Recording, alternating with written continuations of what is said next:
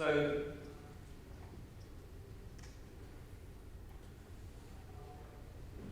this chap, Morris Wilkes, worked at Cambridge Uni just down the road from us at Undo. He had as good a claim as anybody, I would say, to being the world's first programmer. He was the first person to write code that ran a general purpose machine that actually did a job, right? Did something other than just prove that the experimental machine he built worked.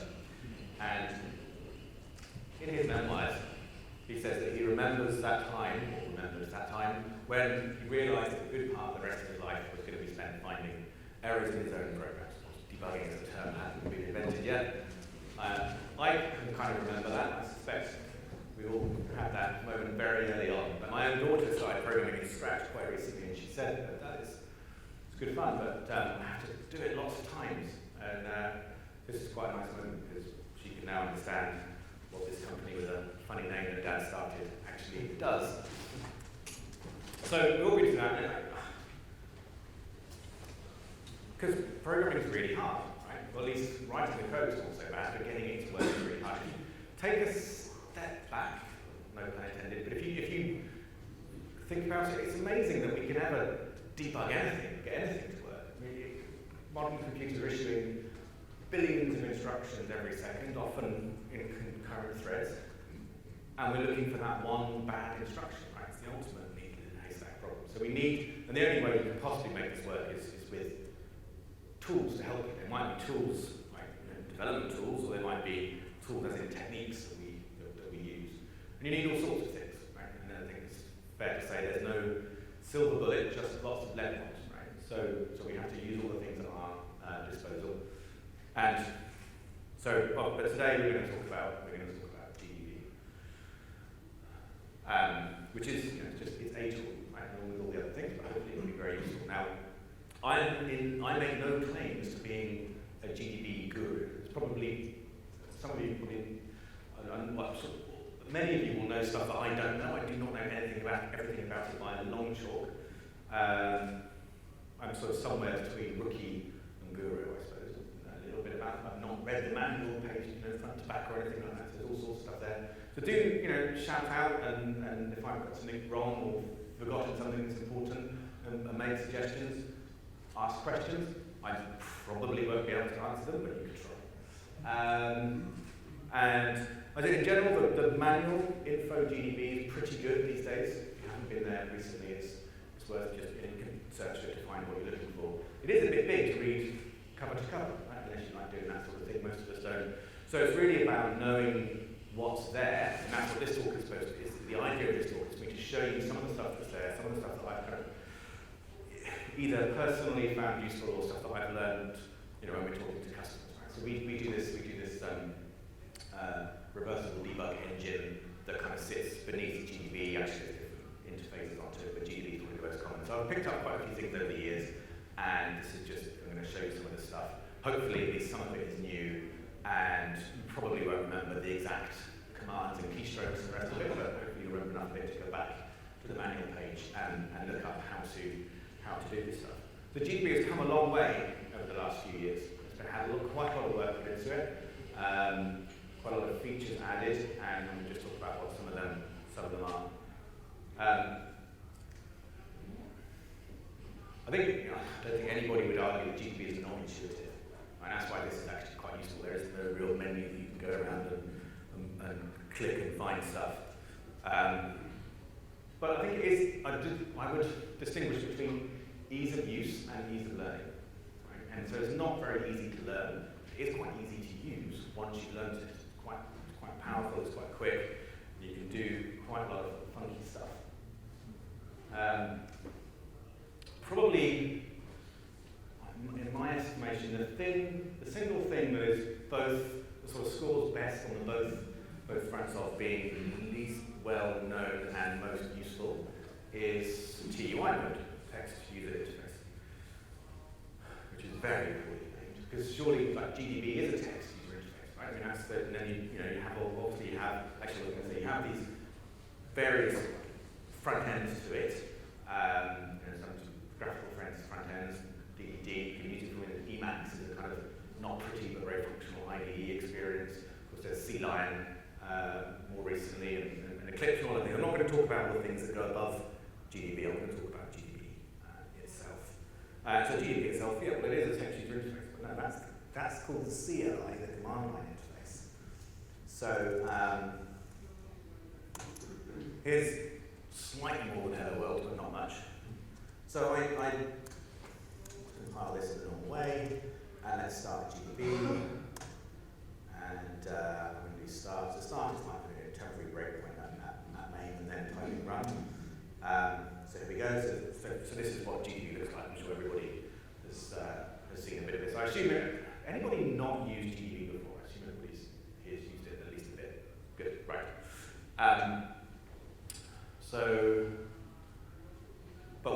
But what's more useful is if you go Control X A, screaming into 1980s. And it's kind of crummy, but it works, right? And it is quite useful, and it works fine on SSH and all the rest of it, right? So it's just a useful thing to have. Why Control X A? I don't know, but it works. So Control X A toggles in and out of the two nodes. So I'll optimize that next. We move forward. So it's just useful to be able to contextualize where you are. A couple of things to note. Down arrow and up arrow now don't do what in TUI mode don't do what they do in CLI mode. In CLI mode, up arrow will get you to the most recent command. And you can go through the command history, very useful for this too. If you do it in if I do down arrow and up arrow in TUI, it scrolls my window. Which, okay, useful if I've got a slightly longer program than one I'm showing here, but annoying because you can't get to your previous commands like that. But you can just go Control P, the previous, and go through the command history and Control X through both ways. So that saves a bit of time. The other thing, like most cursive programs, it gets a bit confused sometimes. So Control L is very useful just to refresh redraws the window. I don't know of a way, I haven't found a way to reliably confuse it. It does get confused sometimes, so I'm not quite figured out what does it, but resizing windows and certain things that certainly do. But if I type N, short for next here, I'm going to next over that Hello World line, and that will slightly mess up my window, right? It prints Hello World here. Now, obviously, if I was doing more stuff with my inferior, we're doing more. Inferior is what GDB calls the program that you're debugging. I think debuggy would be a better name, but anyway, inferior it is. And if you're inferior to write stuff to the screen, it can mess up the cursive program, of course. But I can just Control L and it repaints. And not terribly useful in that little example that had a world coming out, but when things get really scrambled, it can be useful. And actually, you can get a bit more than that. So obviously, I've got source and the command line down here. But if I go Control X2,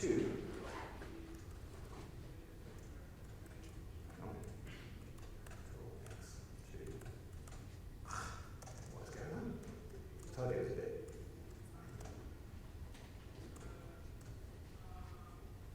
There we go. We get windows.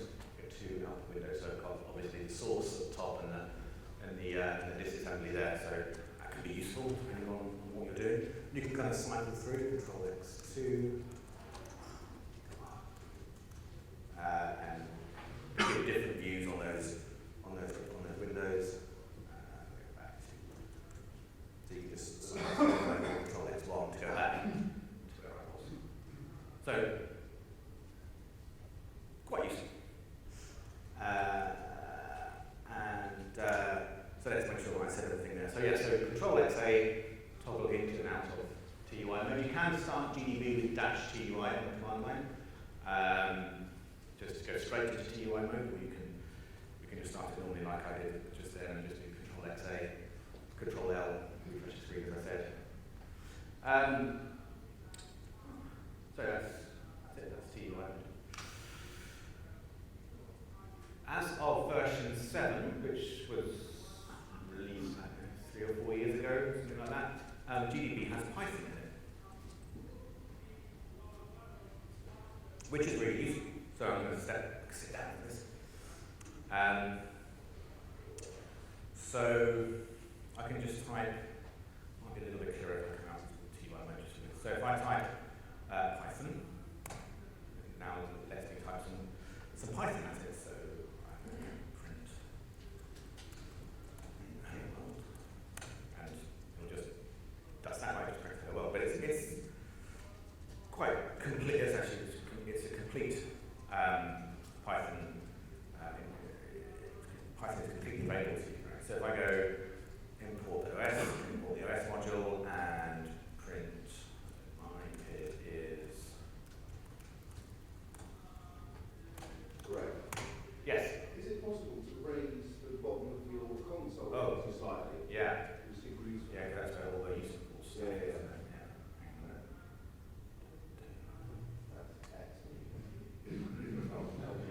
That's not really that well. How's that?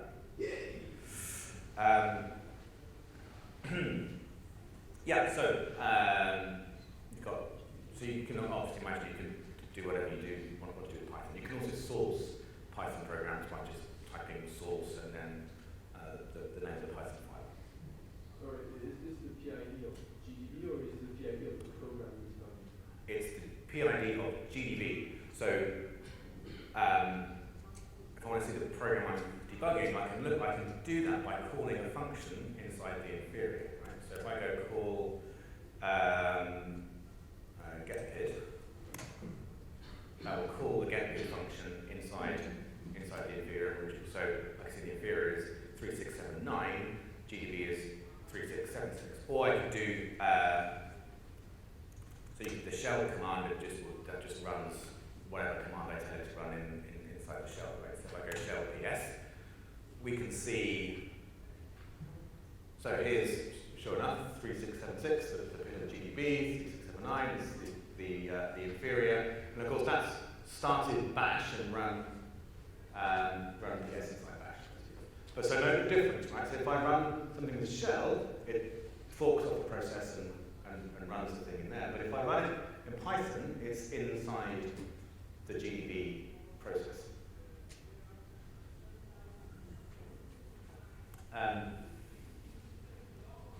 I've seen quite a few messed up installations of GDB over the years. One of the most common, well actually these days we got bored of it, so we compile and ship our own GDB. We've always tried to work with whatever GDB was on the system.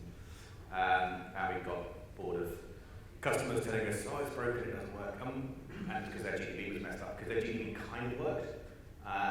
And even the Python worked, but what happened, a common mistake is somebody somewhere inside the organization compiles GDB, and it's just a standalone executable. But for the most part, you can copy around and just run, it just works. You can build it on one distro and run it, copy the executable over here and just run it. And usually it works. But the Python itself is inside the GDB, but when you go import OS, as I did here, that's importing the OS module from your system. So now you get this kind of, you end up with this version mismatch where the Python kind of works, but you can't import any modules, and that causes us all kinds of weird errors. So just be aware of that. If you're building your own GDB, be aware that it's not, the Python stuff's not very portable if you import modules. Right. So, there's quite a lot more you can do than just run arbitrary Python. There's quite good coupling between the Python and GDB itself, and you can invoke stuff in GDB from the Python, or you can pull stuff out from into your Python. So, for example, let's go back into TUI mode. This will be a bit clearer. I changed my window size, so goodness knows what's going to happen. I'm a big coward. There you go. I told you there was weird stuff. Right. Let's start again. I can do. By the way, you can do multiple lines of Python, or you can just write like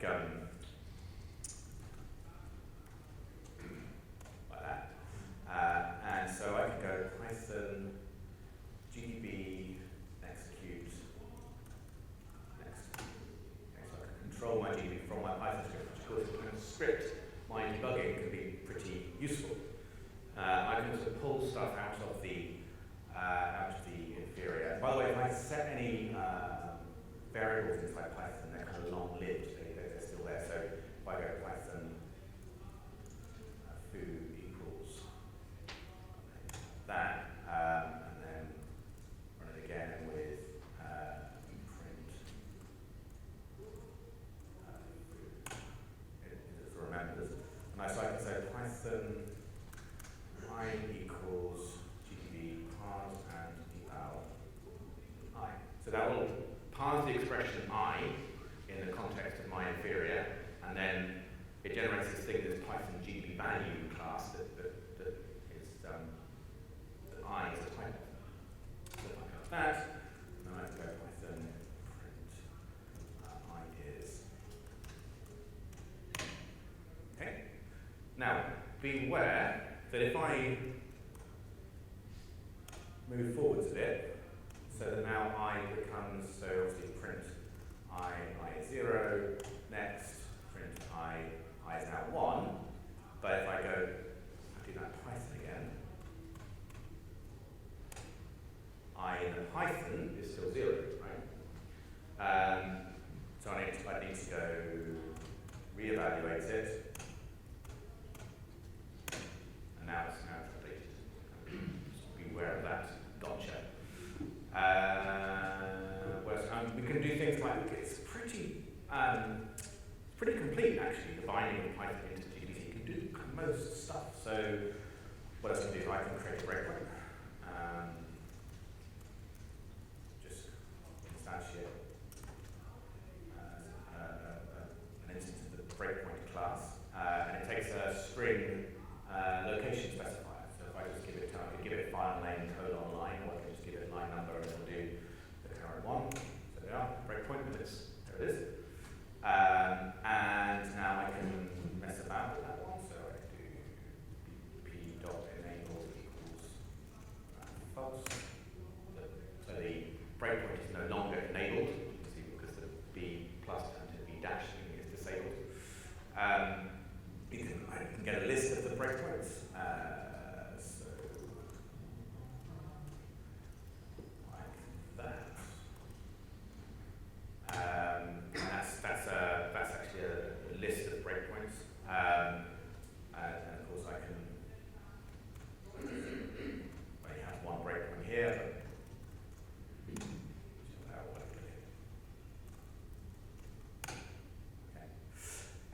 So you can do most of the things that you want to do, and so you can see how, for a particular subtle problem you're trying to get to the bottom of, you can very usefully, powerfully script what GDB is doing and how it's interacting with your inferior.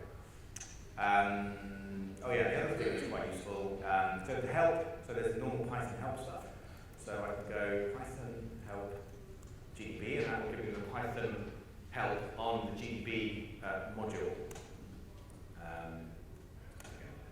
So it's just all the things that are there. Like, so, okay, there's some constants which are not interesting, but there's all the various functions you can do, which kind of top level functions, which then return a lot of the return classes that you can then do stuff on, and the classes sort of defined up here. So, all right, not necessarily the easiest documentation, but quite a useful way just to get. Now, most of this is in the manual as well, so I can go in.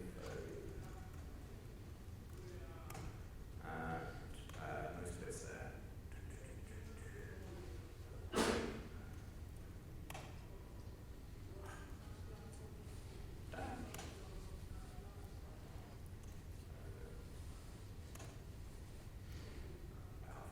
It is in here somewhere.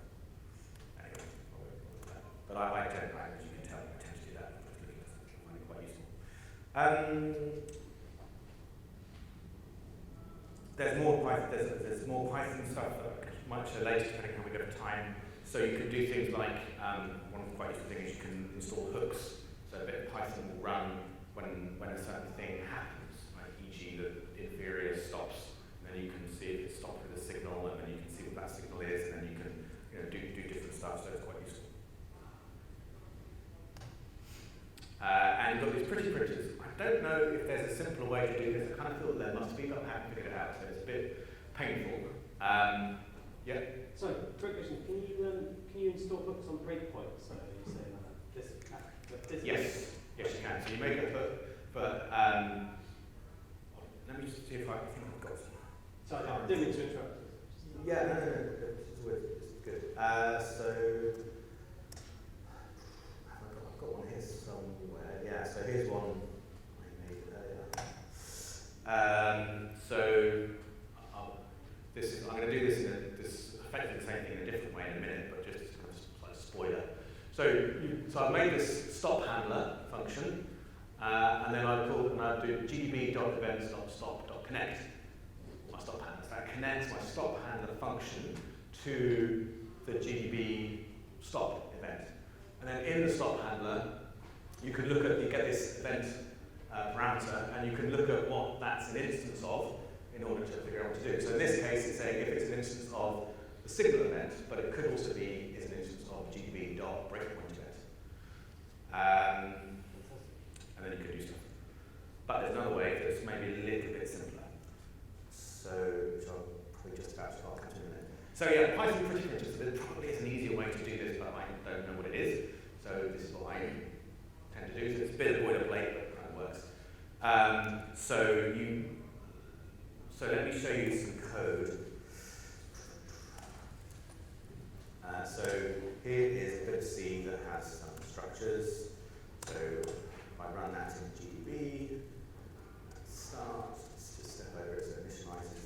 So I've got this student structure, and I tend to,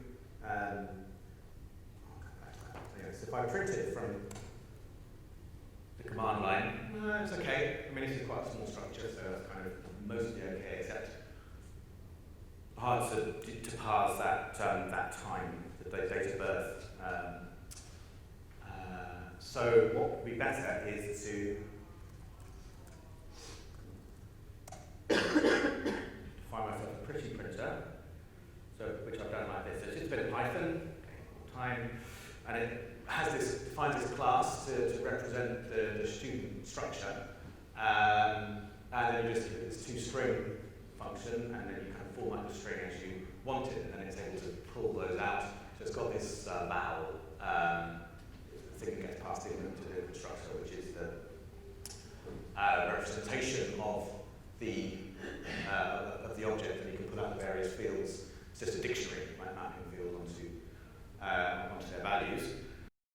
And so and then you just have this insanity to, you've got to bind the pretty printers to arrays.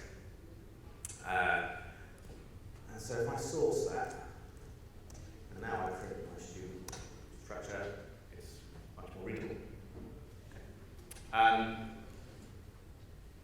Good. So that can, one of the things people would quite more often do in GDB is call a function to pretty print structures internally, and this is nice. This calling function inside the inferior, as I did with the get example just now. Get works, but obviously you're kind of perturbing the state of the inferior more than you might like to.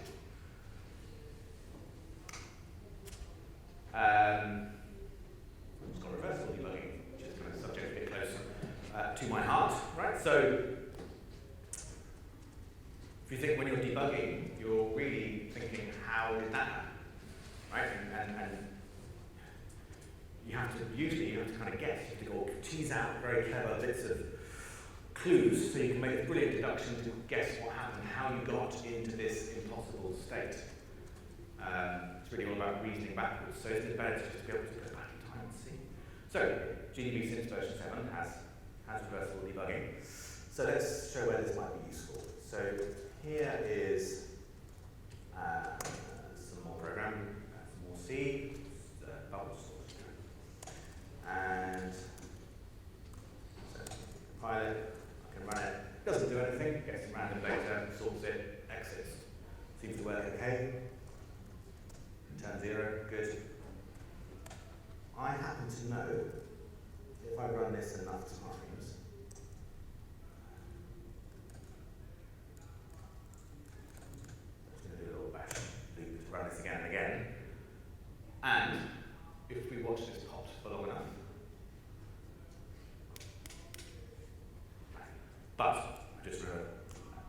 built that in the wrong way because that makes it harder, in fact, harder to debug. So there's some stack smashing, but it's actually easier to debug if I go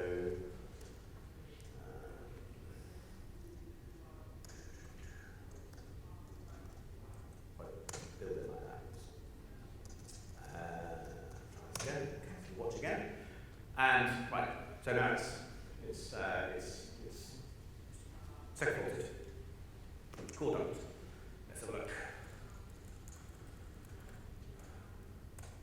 So here's my core file. So GDB minus C core file, loads the core file into GDB, and you can start debugging it, right? I'm guessing most people have done that. Very useful it is too. First thing you do when you load up a core file, you do a trace. And oh dear, obviously I appear to have some kind of stack smashing going on. So all of the information that's going to lead me to that is gone. Sorry? So you know the now? No, it will do that for you. But you can, yes, so you can, or just being lazy, you can go like that. It's the same. Or you can just go -C core file, and it will find the executable that it thinks generated the core file. But the stack is smashed.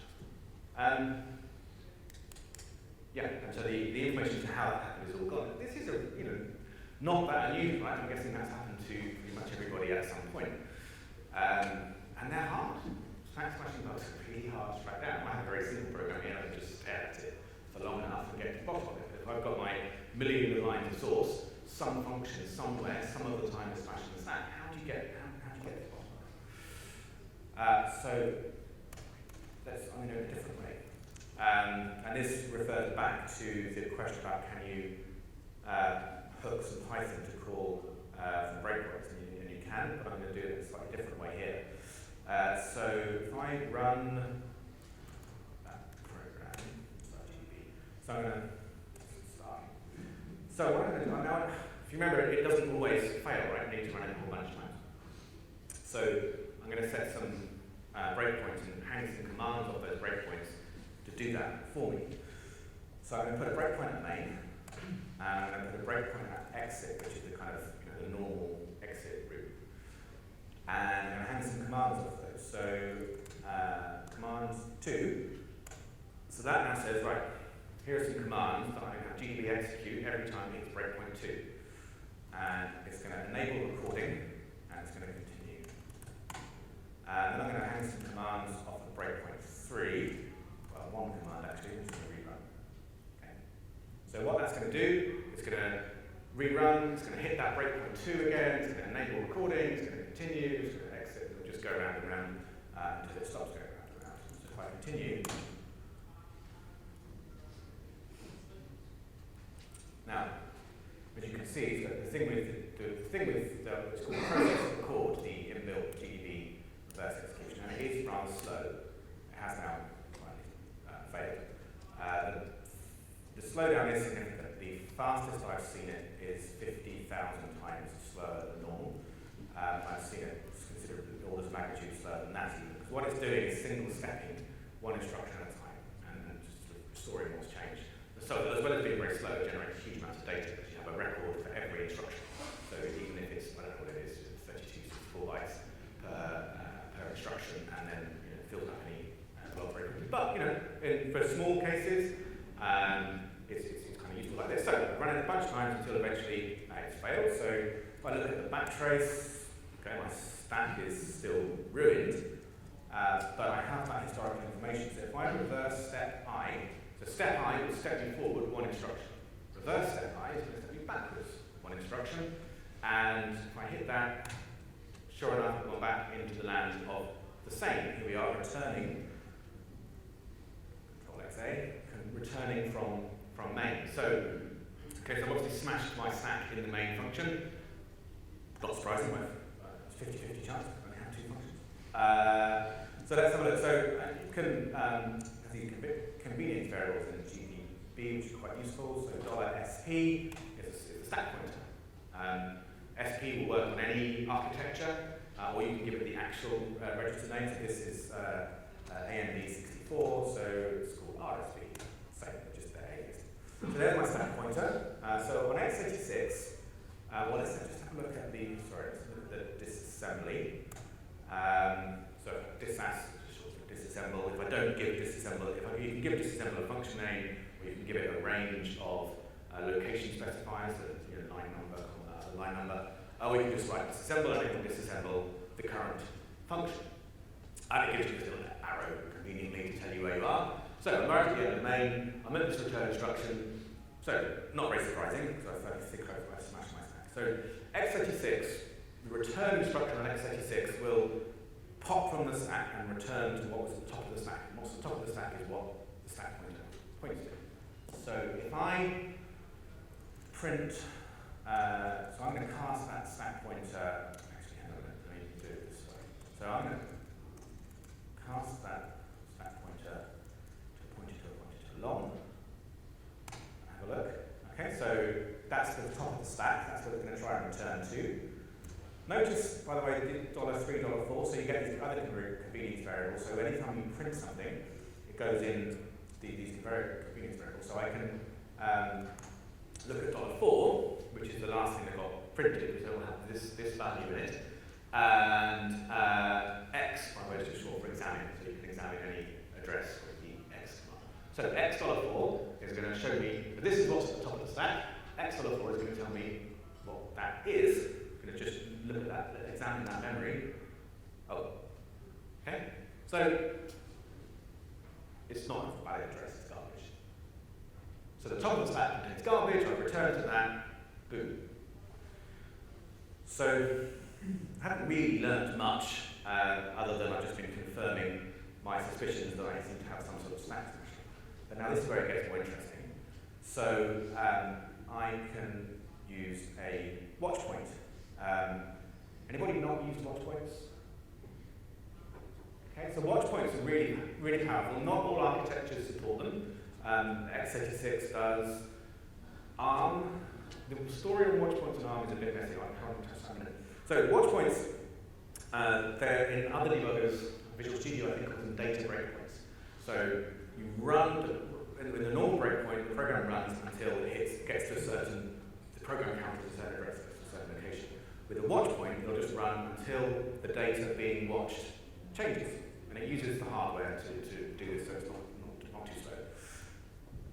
So, I'm going to, so normally you just watch the data and you run forward. But watch points with reverse debugging are way cool, because you can put that watch point and reverse continue, wind the program back until the variable that you're watching changes, which is likely to be the thing you care about. So, the top of my stack, that address, contains garbage. Someone's writing garbage to it. I need to know where that's happening. So I can just watch it, like that. Note that you don't watch an address, you watch what the address points to. And then I reverse continue. And I'm going to go wrong.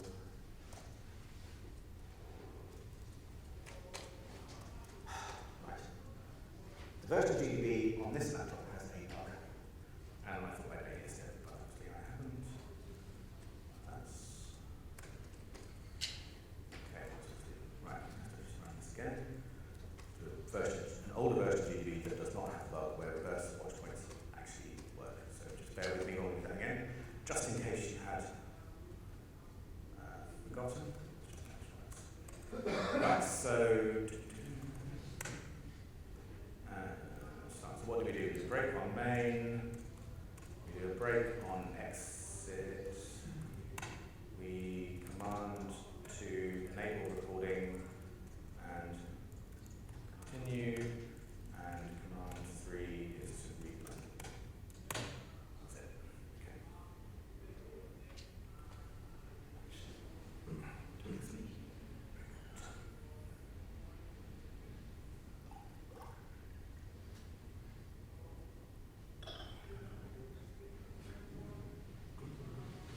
Did I mention it's quite slow? Right. Here we are. So let's. What do we do? So look at the top of the stack. Stack pointer is that. That.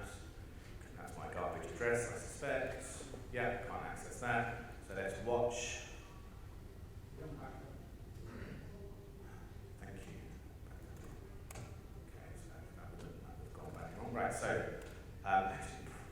yeah, right, so I need to watch that. And reverse continue, or RC for short. All right, so I've gone back in time to when that top of the stack was modified, and oh look, writing into my array has modified the top, the trash to return address of my stack. Let's get a bit more context, what's going on. Print I is 33, and the array is only 32 elements long, because of course I'm percent size of array, and of course size of array is 256, because it's not number of elements. So we've got a combination, put quite a few things there, hooks together quite a nice way. Hooked some commands off of the breakpoints to run automatically, so I can just rerun my program. Turned on recording, and I was able to back up and see what had happened.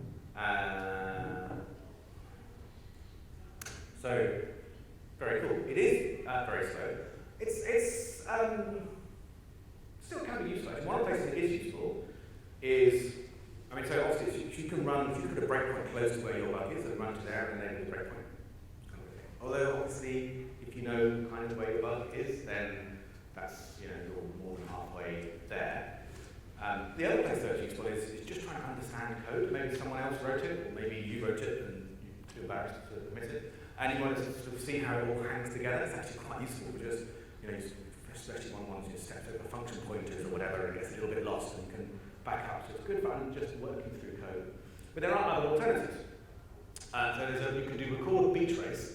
Now, modern Intel CPUs, my laptop's too old for it, it doesn't work on just the Core 2 that's in my laptop. The modern Intel CPUs have this branch trace, where the hardware stores all of the jumps.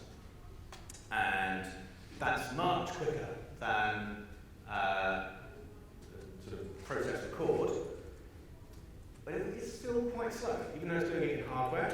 I think it must, well, it certainly puts a lot of pressure on the memory bus, and I think it probably messes up the pipelining or something, because it's kind of 100x slowdown, which is disappointing for a hardware feature. And the other thing, of course, is that, although a lot better than 50,000x. But the other thing, of course, it's just the program counters. There's no data in it, so it's not true reversible debugging in that sense. But it kind of works if you've got a sufficiently new Intel CPU and a sufficiently new kernel, etc. There's a thing called RR, which is an open source project, which is pretty good. That uses the Intel performance counters. Again, you need a sufficiently new Intel CPU, and you need a sufficiently new kernel, but it works pretty well actually. It's good at what it does. It is sort of quite limited in features. I'm sure it will get better over time. Or you can use GDB, which of course is perfect. It has the best of all worlds. It's fully featured, works just like GDB process records, works wherever you want. I'm going to turn this into a sales pitch. Of course, the downgrade is quite expensive. I make apologies. It took a lot of work. There's 35 engineering years of effort gone into that, so we have to get paid somehow.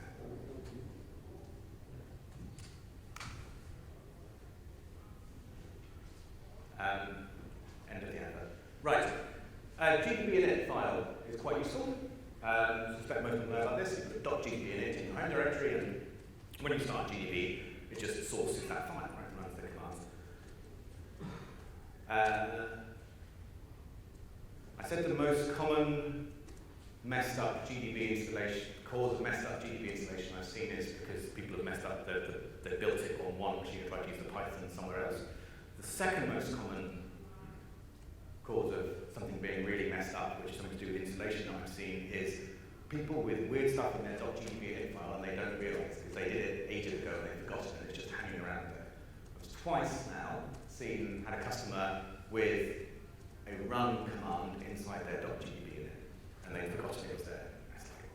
It's like, you can just type R in it, you don't even need to type R here. So I've seen this enough times. I would advise to keep GDB init simple, don't try to be too clever.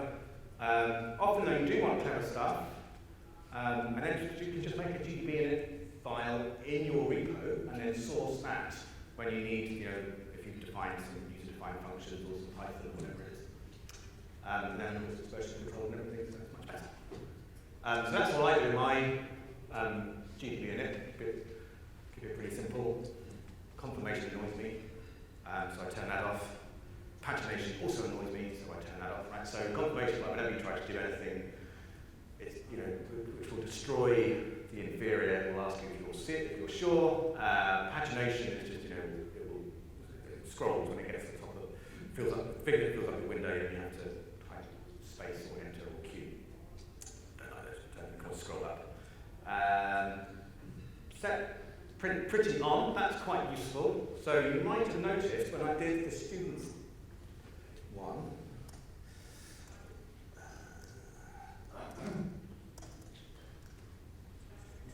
when I did this, I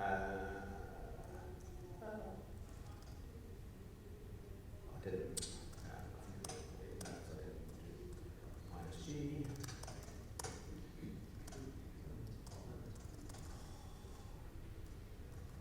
Why is this speed?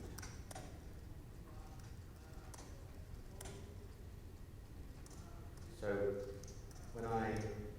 this is without the Python printer, of course. But it's vaguely readable. Now that's because I'm my GDB init, I've got set print pretty on. If I undo that, set print pretty off, that's what you would normally see, which I just find harder to work with.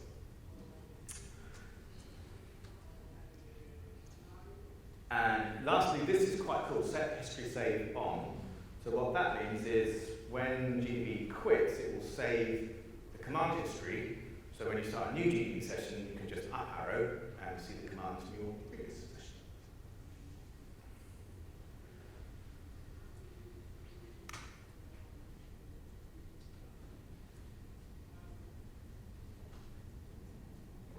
Right, another cool thing is multi-process debugging. So usually you're looking at one inferior at a time. Here's a program that forks and then just waits for the child and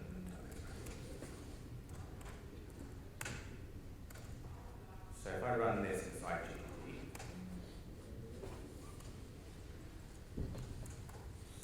so here I haven't yet, at the beginning of this line, right, we haven't yet executed the fork. So if I put P, it's uninitialized. Now if I next over that, right, what's happened? It's forked. The child has run freely, but it's messed up my console. So my PID is 12161. And I'm still in the parent. And so I can print P. So I continue to debug the parent. The child just detaches and runs freely. So we just can continue that to the end. Or, if I want, I can restart. And I'm going to do set follow fork mode child. So by default, the follow fork mode is the parent, debug parent. But if I set child, next, P is uninitialized, so I haven't done the fork yet. Step over the fork. Now, it's noticed a new process has arrived. That PID, and it's switched to it. So if I print P now, P is 0, because I'm debugging the child process. There it goes in there. Continue, all done. Or, restart, all that. I can debug both of them. So set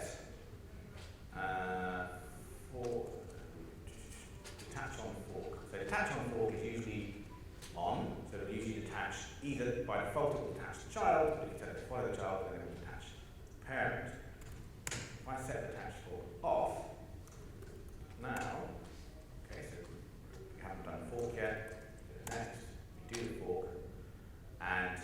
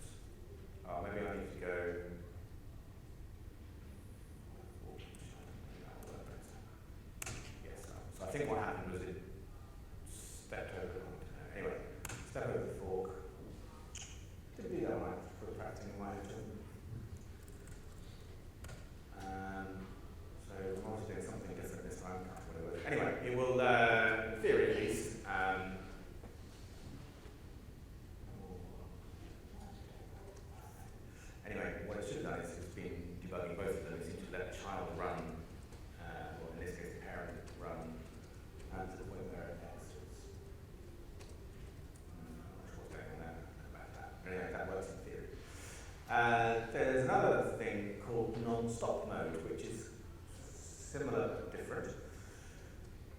So when you're debugging a multi-threaded inferior, when it hits a breakpoint, or any thread, when any thread hits a breakpoint, by default, GDB will stop all of the other threads. And what it does is, and it's not just when it hits a breakpoint, maybe one of the threads receives a signal, or whatever, maybe control C, whatever. And so one of the, inside the kernel layer, what happens is that the inferior hits the breakpoint, which generates a signal. GDB sees that one of the threads has got a signal. It then sends sig stop under the hood to all of the other threads to stop them. And then you've got this kind of same world where things aren't running under your feet, which usually is what you want.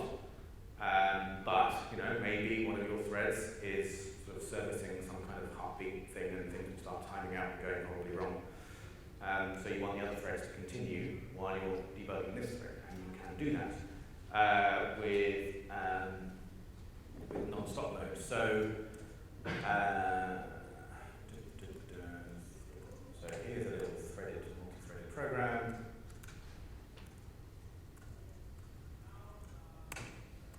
And that start.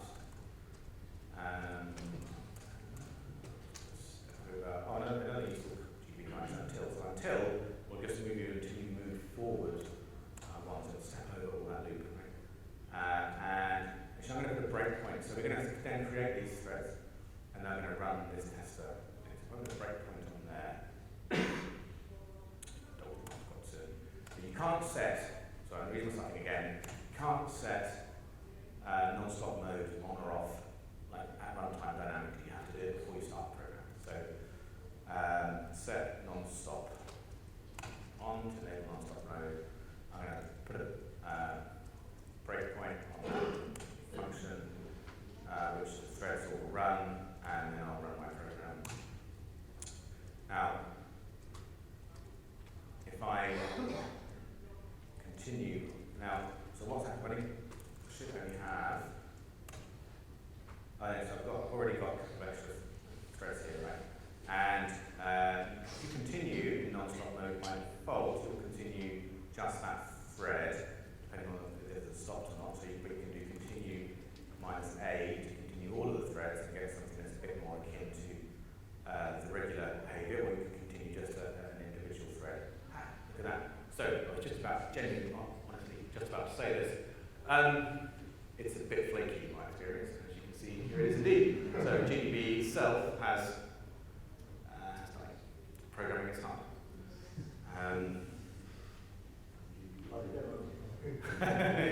Anything together is impossible.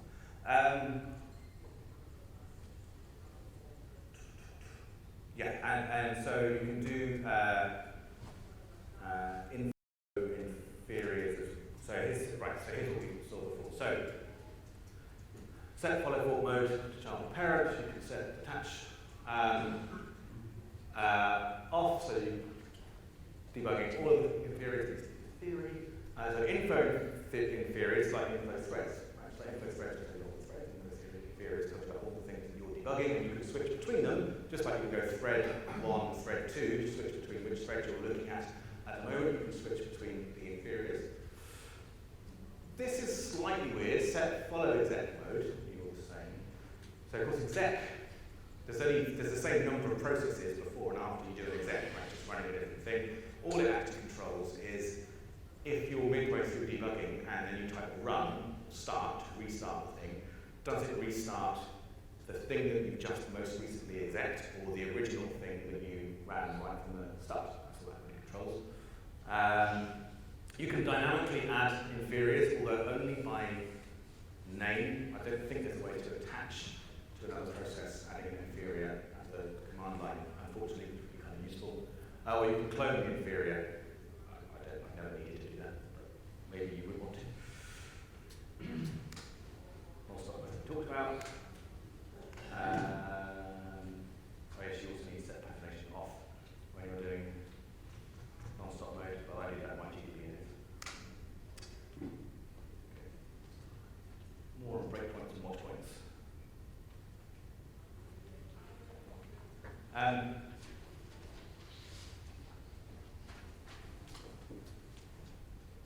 So we've already seen watch points with reverse execution, which is very useful, but pretty useful going forward as well. So, but you can do more than just simple watch points and breakpoints, right?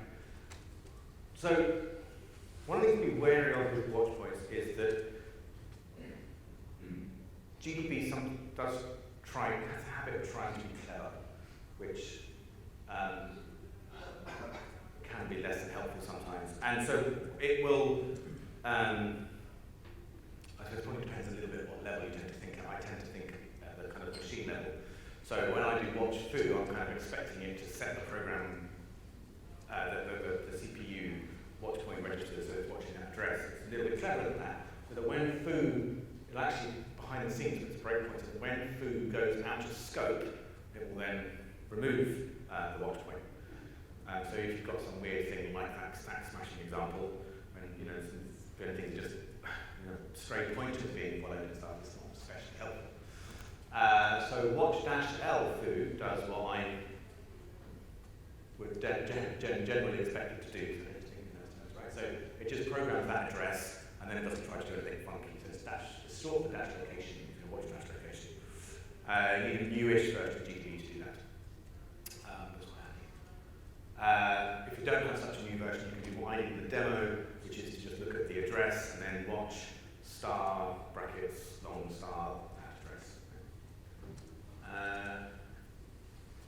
If your hardware supports it, and x86 does, you can do rwatch or a read watch point. Right, so the watch will just stop. It doesn't stop when the memory is read, only when the memory is written to. Unless you do rwatch. You can have thread-specific watch points or breakpoints. So watch through thread 3, so that's going to watch for changes to the variable foo, but only inside thread 3.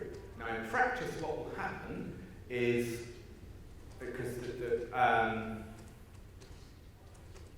no, I'm going to retract that. I think that will just watch thread 3.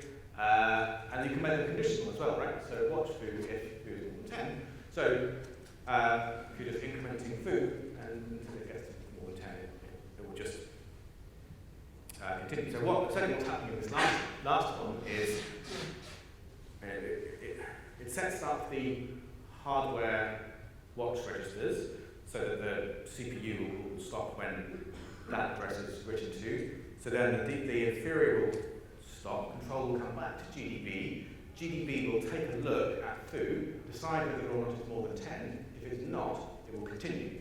So it can be quite slow, right? That context switching between the inferior back to GDB restart, that's why process record is so slow, because it's doing that for every instruction. And if this is being updated a lot, if it's a counter and so let's say it's a counter in a loop, and I say watch the counter if the counter is more than 10,000, it'll take a long time to get there, because there'll be all those context switches. So what kind of variables can you watch? Like local, global? Can you watch like member variables? Yep. Now, something to be aware of though. Yes, so you can watch. There's what's called hardware watch points, which are useful. There's what's called software watch points, which are not very useful. What software watch points do is, it's a little bit like process record actually. GDB will single step the program and watch what you've told it to watch to see whether it's changed. So when you do continue, actually what you get is single step, and it goes really, really slowly through this process. And it's not very good. GDB is not very good about telling you when you've done that. So it's quite easy, accidentally, to set a software watch point. So when I set a watch point, it will usually say hardware watch point. So let's see if I can. I haven't actually practiced this, but let's see if I can pull it up. So, let's do my recent one.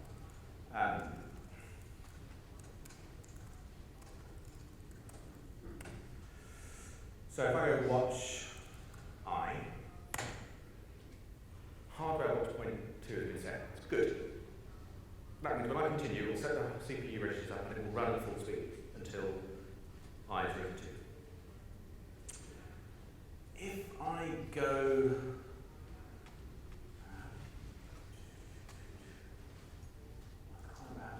There is a situation now. If I try to set two methods, the thing is, right, so x86 has 4 watch point registers, so you can watch 4 things at once. If you try to watch a 5th thing, it will actually try to set a hardware watch point and tell you what, and then you try to run it, so it can't set all the watch point registers. So it just refuses to, I think. But the watch point registers also have reasonably strict alignment rules. So I think if you watch, so if you have a structure that's nicely aligned and less than 32 bytes, because you can 64-bit, you can watch 8 bytes at a time. So the structure less than 32 bytes, GDB will just go, okay, right, put 4 watch points in a row, watching that structure. Anytime that structure changes, just watch is good. I think if it's bigger than that, GDB sometimes, or if it's, yes, it's unfortunately aligned, GDB will sometimes fall back to saying, oh, I'll just set up software watch point. I can't do that with the hardware register, so I'm just going to do a software watch point. It doesn't say software watch point, it just says watch point. So it's the absence of that hardware you need to be careful for. And then it's probably not what you want because it'll go really easily. The other thing worth saying is about the situation on ARM, which is a bit messy. So, not all ARM CPUs support watch points. Most of the newer, more modern ones do, but certainly older and cheaper ones don't necessarily support it. Not all kernels, Linux kernels, support ARM watch points. So even if your hardware supports it, your kernel might not. Some kernels claim to support watch points, but actually don't. So you can get all sort of combinations of set the watch point, you might set a software watch point, it might tell you it can't do it, it might tell you it's done it, but actually it's not watching it. In fact, there are circumstances where the watch points work some of the time, not all of them. So anyway, it all depends. If you're lucky, if you're running on ARM and you're lucky, watch points will work. If you're not,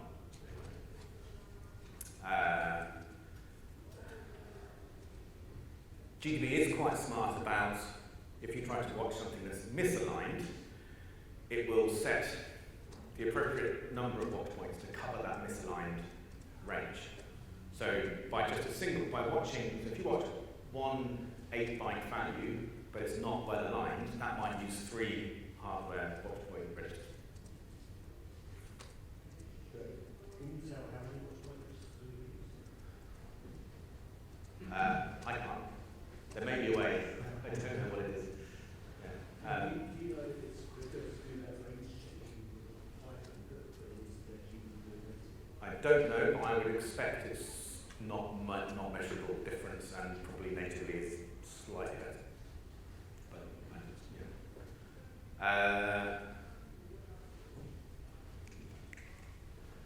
think that's all I have to say on watch points.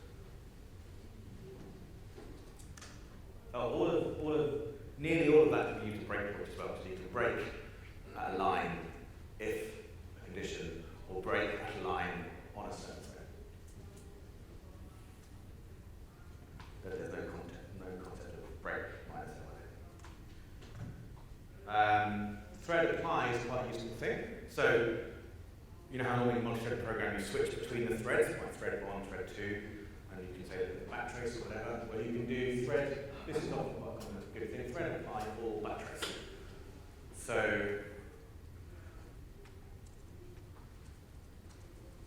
I've got a threaded program here.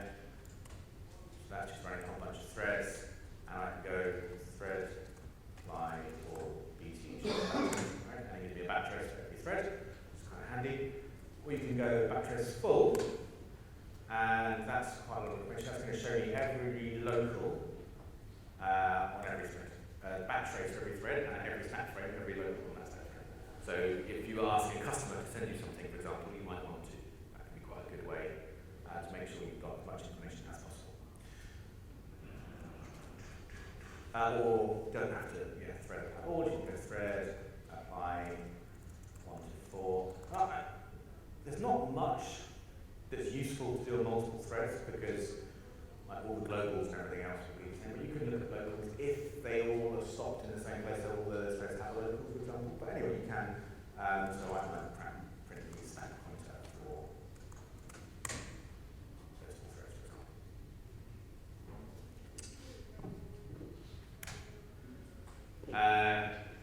We did a little bit of this right at the beginning, calling functions in the inferior. So it's quite good, very useful a lot of the time. So GDB will poke the stack appropriately into your inferior and then set it running so that it calls the function class. It's cool. Print will do it too. So you go print foo. I did that in the right at the beginning when looking at the pits. The print called get pit. If I'm using C++, so that should be encouraged on that's not part of the command. If I'm using C++, that might end up calling functions, right? Because plus might go overloaded. And print erno will also call a function on Linux because erno is thread local and it ends up calling some stuff to get the. So sort of be aware of that because of course it can cause, it's useful, but it can be really annoying if it does it when you're not expecting it to. The program in a bad state, or generally you don't want to mess about with state of programming in weird ways. You can also restart other threads. I can see. Have you? Does it do that? Well, as I was talking, I was wondering whether it does that. I was sort of hoping that it wouldn't, but I'll take your word for it. Yeah, yeah. Often doesn't work when you're looking at products, right? Correct, yes, you can't put function in products. Which in theory, there's no fundamental reason why not, but it just doesn't work. I mean, yes, it could sort of create a process for you and run that, but you can see why no one bothers to run that. Sorry? Oh, yeah, okay, yeah. We didn't do that, that's quite cool. What's that, undump? Right, okay, all right. That's quite good tip to learn if you're getting good at it. This caught me out. That, if you do that, that will call malloc. Because GDB needs somewhere to put this string. So it calls malloc in your program. If you're debugging your own malloc allocator,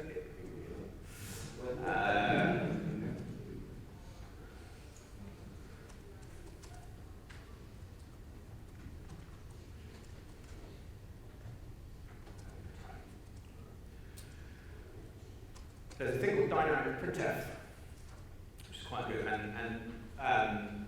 So Printf debugging, as much as I hate Printf debugging and I think it's evil, actually, it's quite useful sometimes.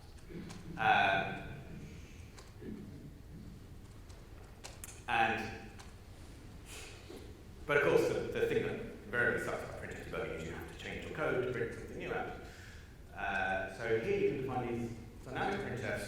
So it's as if there was a printf like that. The syntax is a bit horrid. So you have to do these comments. So this is basically a breakpoint specifier. So new text lock, in my example, that's a function. Then you've got a format string, and then the things that you're passing into the format string. You mustn't have spaces around the commas, since it's sort of space sensitive. But yeah, works. So yes, deep printf. So my function is called just like I have a function called new text lock, and then I know that takes the thing new text type, which is an M. So it's a pointer. And it has a magic just to make sure there's no.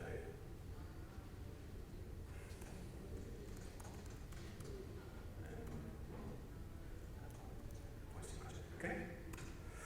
And then if I run my program. Put a anyway, that's going to be right. It's kind of useful.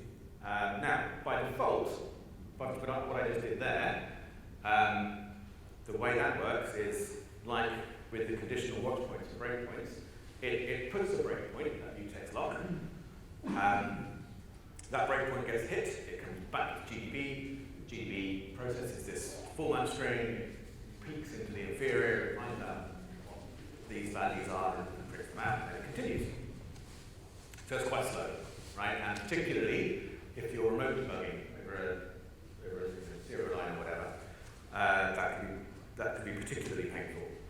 So, but there are different ways to do it. So the default style is GDB, that's what I just showed.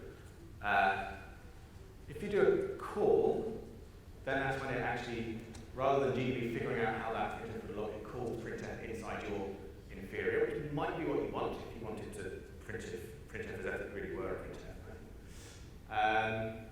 Or agent, which is quite funky. So if you're using GDB server, it has this whole bytecode language, and it will push.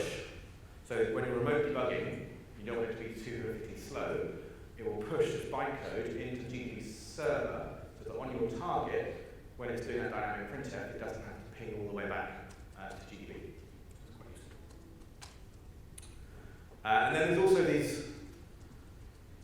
channels that you can set. So when I said call, so it's going to call function in the inferior to do the printf, and I can control what function with that set the printf function. It must be fprintf style. It expects a screen pointer first,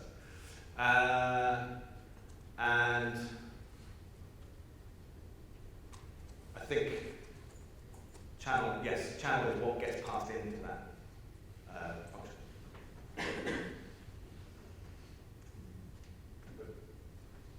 You can only do it on the mutex lock. You said that's the function that is called on which no. print is. So whereas the mutex lock, it probably would have been better actually if rather than saying mutex lock, I said source file : line number, because that's where the printf gets put. The mutex lock, so it just puts at the top of that function.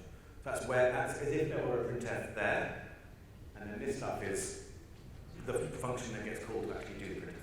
And also say file line. Yes. Yeah.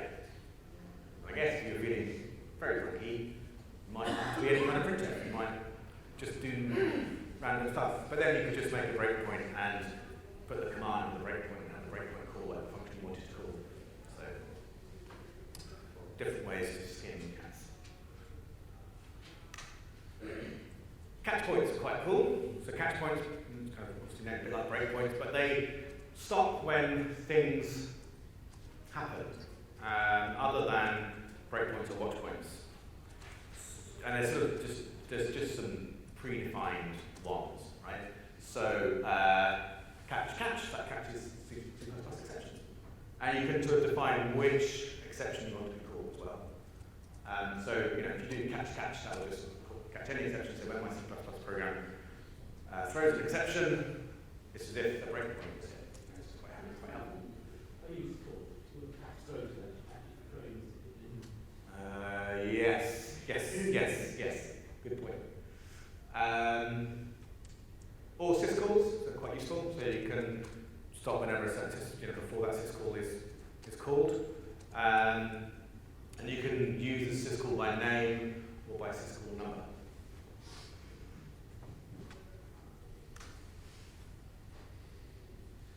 Bit more Python. We do it with this. You can actually make your own commands, so you can extend GDB. I made my command class here. It just needs a function evoke, then whenever I'm at the GDB command line, I can type my dash command, and it will run that do bunch of Python.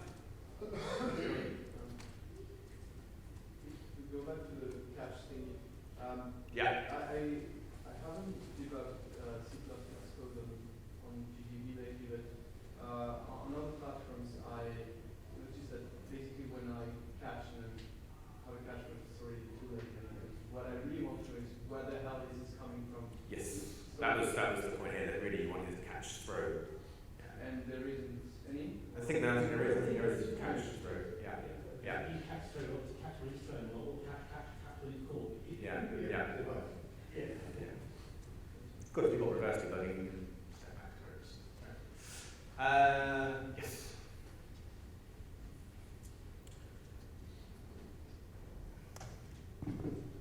So this is quite useful, and then you give it, so this, so we derived the command class from the GDB.command class, right? This is a subclass. And this actually is optional, you don't have to pass that in, but that just tells it what kind of command it is. So it can be command underscore main command underscore run, I think, for run type commands. And so you can sort of GDB categorize it when it shows its help and things like that. Yeah, the doc string. So if you go help my dash command, doc string will come out. So it's quite good.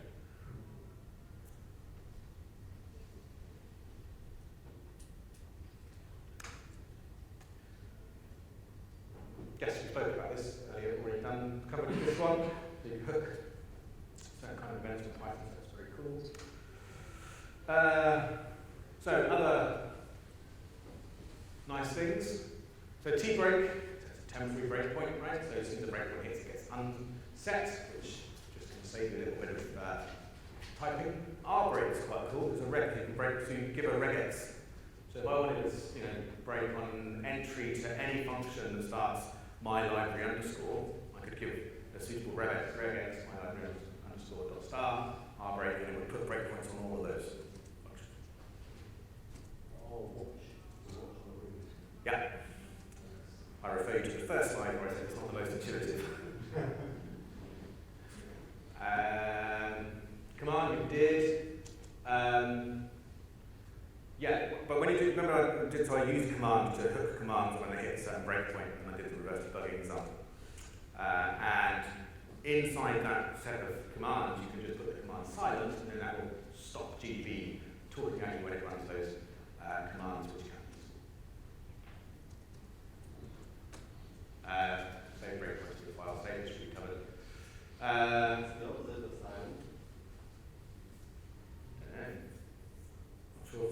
I think the default thing, I think it's just, I'm not sure there is an opposite, it's just a default, right? Just when it's doing those commands, it echoes the commands that it's issuing when it's hit the breakpoint, and you might just want to shut it up. So print would still output. I don't know. Maybe.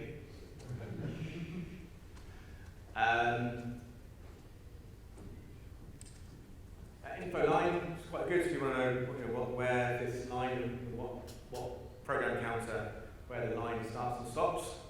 You can just do the info line, or you can just do this syntax. This is quite common. So I did $SP before, $PC, I guess is self-explanatory. Or you can say on AMD64 $RIP, because that's what the register is called, which is alias. But yeah, if you go start and then an address with info line and some other things, it will show you the code that's there. So the only thing I want to finish on, not really it's more of a GCC thing than a GDB thing, but I do find a lot of people don't realise this. Dash the optimization level and whether you have debug information are orthogonal, right? So most people have a choice of one of two builds. You can have a release build, which is optimized and has no debug information, or you can have a debug build, which is not optimized and has debug info in it. It's kind of useful. But it's actually often very useful to have debug build with optimization. Now, that does mean, of course, that if the compiler's pulling off some fairly heroic optimizations, as you're stepping through your code, weird things happen because the layout, the compiler lays the code out in an order that you weren't expecting.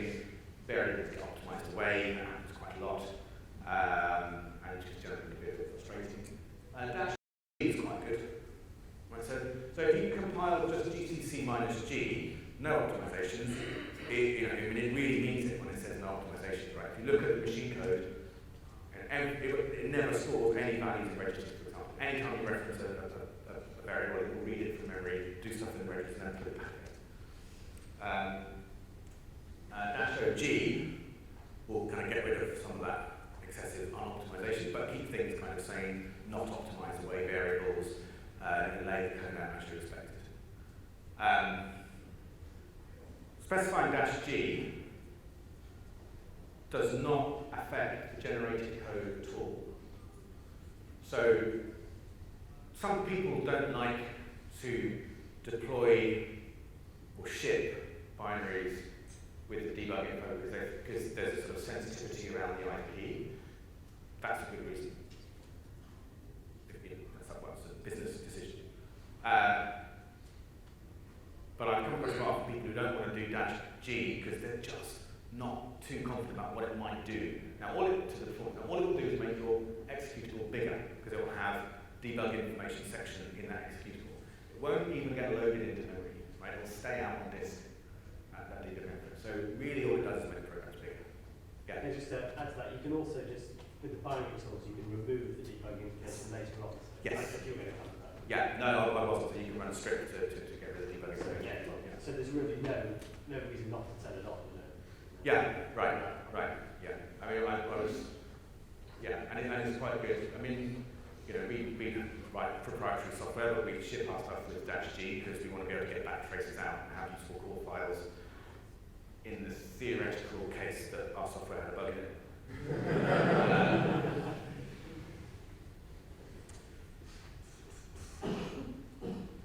Oh, and there's also -G GDB3, which is quite good. So that gives a kind of -G, yes. Of course, you know that Clang does support -OG. But we're shipping software with -OS, also precise, and -F, integrate. Yeah. And you get decent documentation, decent debugging. Okay. Yeah. So the -F no frame pointer, so if you don't know, is quite. So it just means that it ties up the register. So you get on x86 it will be the base pointer register, and it means you've got the compiler's got one fewer register to mess about with. By default, on 32-bit, if you build with -02, it still has a frame pointer. I think you have to say -F, a mid-frame pointer. But on x86 64, the default is the other way around. And if you have any optimization, it gets rid of the frame pointer.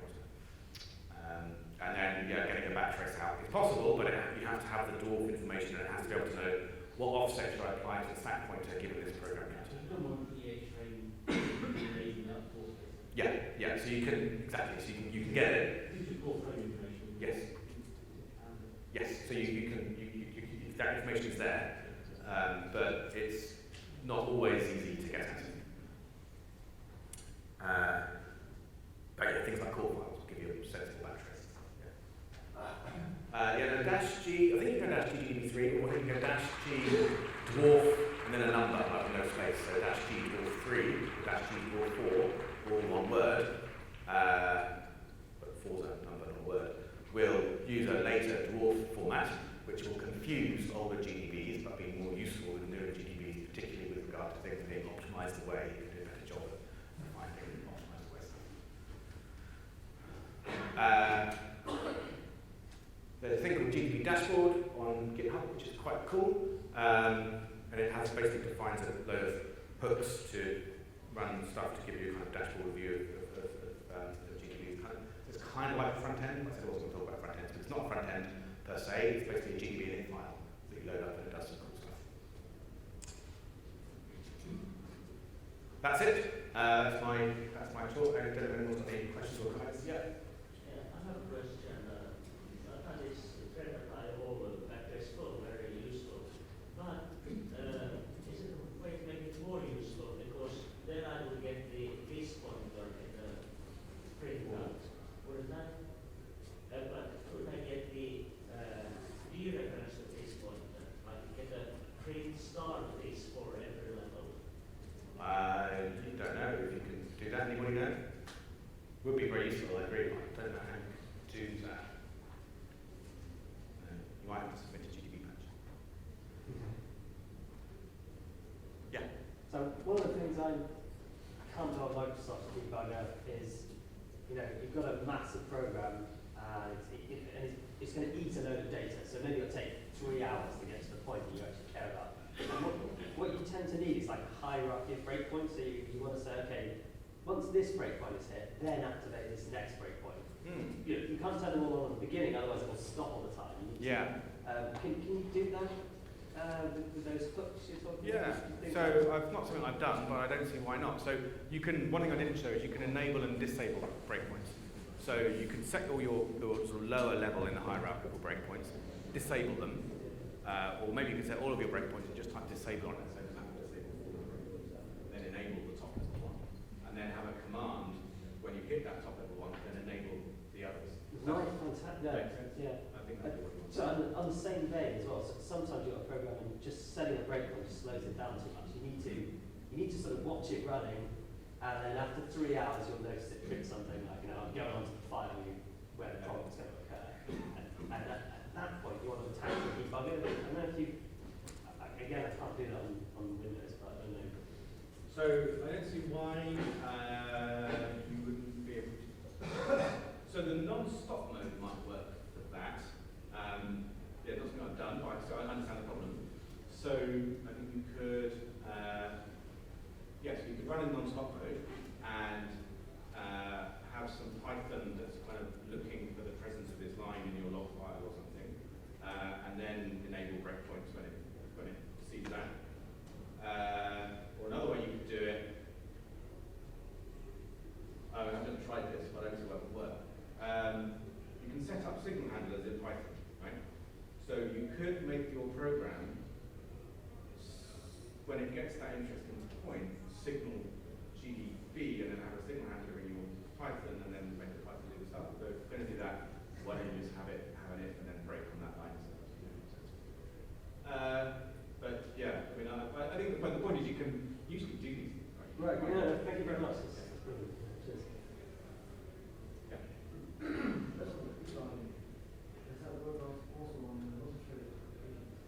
Yes, but all of the implementations of it, including ours, will serialize threads so that one is running at a time. I can only speak in detail for ours, but it is, also the others, but ours, it is preemptive. So you can still reproduce quite a few classes of race condition, which is if you're running on an old style single core CPU, right? So multi-threaded code, even on a single core CPU, still needs to get run, or still catch those race conditions. But if you've got something like a missing memory barrier, then those race conditions won't appear because of course the request is effectively pinned. Can you get an external Python program to control GDB? Well, there's a thing called the GDB machine interface, which I didn't talk about, which is what things like chips use to. Some of the graphical front ends like DDD will just pipe to GDB and just echo to the class to read what comes back and then say what's going on. But that's using the human interface, CLI, as called. And that's sort of line that's changed. The GDB maintainers make this thing called the machine interface, and I think about the new one, 2, which I'm using now, which is kind of designed for graphical front ends. So Clips uses this, for example. Emacs uses it. C-Line probably does, but I'm not sure. And it's sort of meant to be really hard by machine, but has to guarantee you won't change it. So Python could drive that. But I don't know.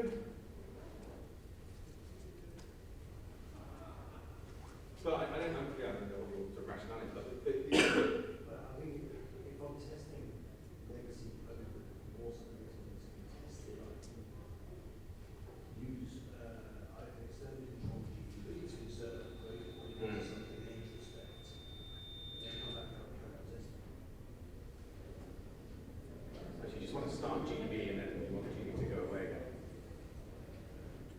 Yeah, I want to run the process. I want to run a process that test under GDB and do control the Python scripts that's coordinating it. But could you run, where I was going with this is, could you just use the GDB Python to do your control? I think that's fine. So you could just have source some Python from GDB. That will then, do what it's doing, and then it can just go gdb.execute class, for example, and do what it needs to do, and that's probably a sane way of doing it.